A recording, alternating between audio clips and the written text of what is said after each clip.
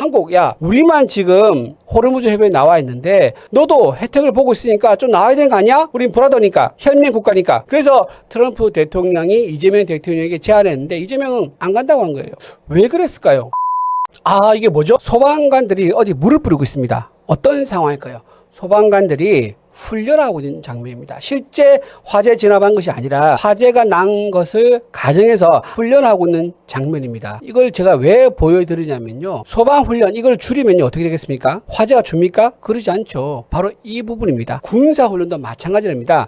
군사훈련을 줄인다고 해서 전쟁의 가능성이 줄어든다? 그게 아니죠. 군사훈련을 열심히 해야지 전쟁 가능성을 억제하는 효과가 있고 실제 전쟁이 나면은 신속하게 대응해서 피해를 최소화하고 국민의 생명과 목숨을 지키는 효과가 있습니다. 자, 근데 지금 군사훈련을 취소하고 줄이는 정말 깜짝 놀랄 소식이 지금 알려졌습니다. 트럼프 대통령이 우리나라에서 지금 하고 있는 을지 자유의 방패 훈련이 있습니다. 그 훈련을 축소하라고 지시했다고 합니다. 자, 어떻게 됐느냐? 그 훈련이 1부가 2부 이렇게 나눠졌습니다. 1부는 뭐냐면은 방어입니다. 2부는 뭐냐? 2부가 바로 반격을 하는 겁니다. 그런데 반격하는 훈련을 취소했다고 합니다. 또 어떤 취소가 있냐면 훈련이 크게 두 가지입니다. 시뮬레이션 훈련이 있고요. 또 하나는 이제 실제 기동하는 기동 훈련이 있습니다. 근데 이 시뮬레이션 훈련도 줄였고요. 기동 훈련은 엄청나게 줄였습니다. 총 14개의 기동 훈련이 있는데 그중에서 10개 정도를 취소했다고 합니다. 자, 이렇게 취소를 많이 하면 우리 군인들에게 어떤 도움이 됩니까? 우리 군인들 도움 되나요? 아니죠. 적군에게 분명히 도움되죠. 우리 군인들은 오히려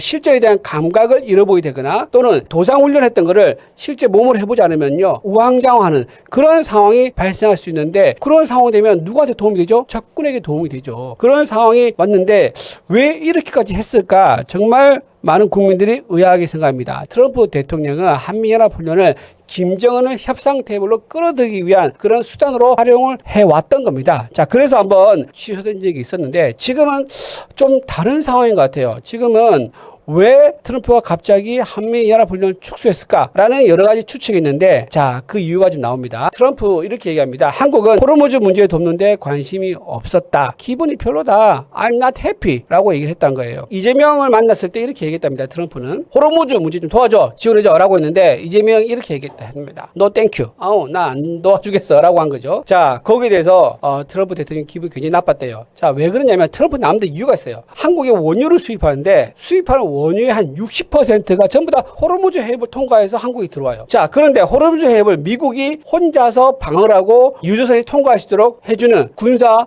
동원령을 발령해서 한다 그러면 자기들이 호르무즈 해협을 나름 필요에 의해서 군사력으로 제어하고 있는 상황이지만 그 혜택은 누가 보죠? 한국이 보고 있다는 거예요. 따라서 한국, 야, 우리만 지금 호르무즈 해협에 나와 있는데 너도 혜택을 보고 있으니까 좀 나와야 되는 거 아니야? 형님이 이렇게 큰 위험을 감수하고 싸우고 있는데 동생도 같이 와서 하면 좋잖아. 우린 브라더니까, 현민 국가니까 라고 트럼프 입장에서는 생각할 수 있는 거죠. 그래서 트럼프 대통령이 이재명 대통령에게 제안했는데 이재명은 안 간다고 한 거예요. 왜 그랬을까요? 좀 이해가 되지 않는 부분인데 아마도 강성 지지층들의 이탈을 막기 위한 게 아니겠는가 생각이 듭니다. 강성 지지들은 어떻죠? 반미주의가 굉장히 강하죠. 그래서 미국이 벌리고 있는 전쟁에 우리가 왜 거기에 같이 끼어드느냐라고 하면서 반대를 하고 있는 상황에서 그 지지자들을 의식해서 아마 참여를 하지 않았을까 싶은 생각이 듭니다. 자, 그런데 이 이유뿐만이 아니다라는 얘기가 있습니다. 자, 두 번째 이유가 있죠. 바로 대미 투자와 관련이 있습니다. 대미 투자가 늦어졌기 때문에 한미연합훈련 축소하는 거 아니냐라는 것이 기사 제목으로 나왔을 정도예요. 자, 미국이 지금 어떻게 하고 있냐면요. 대미 투자, 일본 같은 경우는 지금 이미 6개 분야에서 프로젝트가 확정이 됐다고 합니다. 작은 제목에 지금 기사가 나오죠. 일본은 이미 6개 프로젝트가 확정이 돼서 서명까지 했습니다. 근데 한국은 지금 뭡니까?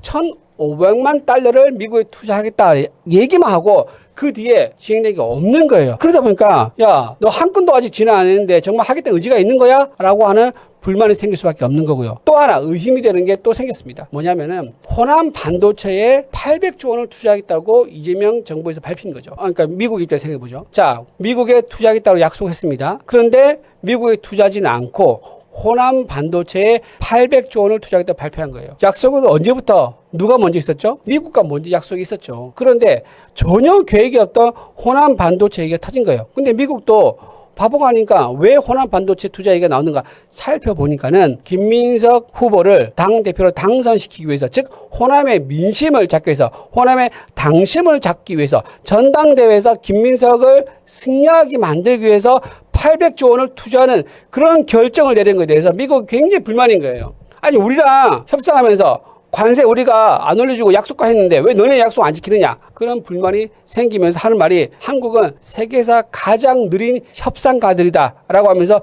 비판 또는 불만을 드러냈죠. 자, 이게 굉장히 무서운 게 뭐냐면요, 관세 보복이 있을 수 있습니다. 자, 지금 우리가 약속한 거 진행을 안 하고 있어. 특히 일본과 비교하니까 너무 성의가 없어. 그래서 1월 달에 뭐가 있었습니까? 자동차 관세를 15%에서 25% 올리는, 실제 관세 올리는 보복 관세가 그때 있었습니다. 그랬더니 한국이 어떻게 했습니까? 부랴부랴 관련 입법을 해가지고 3월 달에 법안을 통과졌어요.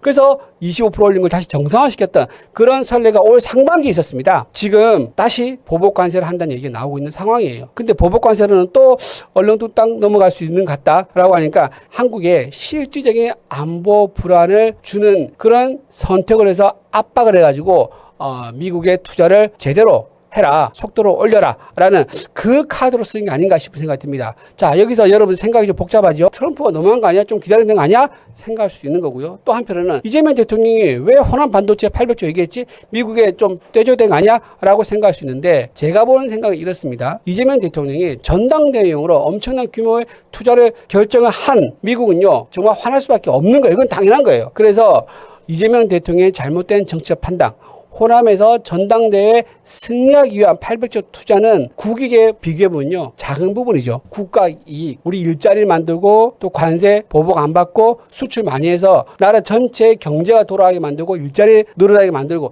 이런 것들이 더 중요한 국익이 있는 문제인데, 그것을 외면하고 뭘 했죠? 자기 정치 세력, 전당대회에서 이기기 위한 그 카드로 엄청난 금액을 투자를 해버렸기 때문에 저는요, 이재명 대통령이 이거는 잘못했다고 생각합니다. 미국한테 약속을 했으면 그 약속을 이해하는 모습을 보여주는 게 맞고, 호남에 그렇게 많은 금액을 투자한다 그러면 미국에도 그에 상응하거나 또는 그의 절반 정도에 해당하는 금액을 투자한다고 약속을 하든가 실무적으로 회의를 진행했어야 돼요. 근데 그러지 않았다는 것은 이재명 대통령이 전당대회 국내 정치용으로 투자를 결정해서 국익에 해를 끼치는 그런 잘못된 정치를 했다라고 비판받을 수밖에 없는 상황이다라고 말씀을 드립니다. 자, 세 번째 또 하나 있는데, 세 번째는요, 바로 여항구입니다. 여항구, 지금 한민투자 협상의 최고 책임자죠. 본부장입니다. 근데 여항구를 경질했어요. 그것도 8월 15일 자정이었네요. 딱 자정에 무슨 본인 공무원이 경질되면요, 공무원은 경질 사유가 명백해야 됩니다. 본인이 비위를 저질렀거나 아니면